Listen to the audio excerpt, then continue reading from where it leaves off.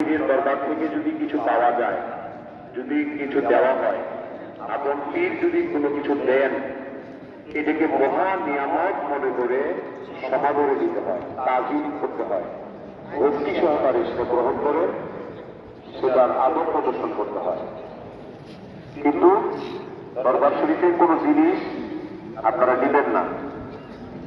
যদি আপন পীরের পক্ষ থেকে কোনো কিছু দেওয়া হয়, দরবার শরীফের পক্ষ থেকে আপনাদেরকে দেওয়া হয়, সেটাও মহা নিয়ামত এবং সেটা তাজিম, ভক্তি, শ্রদ্ধা, মহব্বত করবেন। এখন নফল নামাজের মোনাজাত করছেন মাওলানা আবুল কাশেম জিহাদি।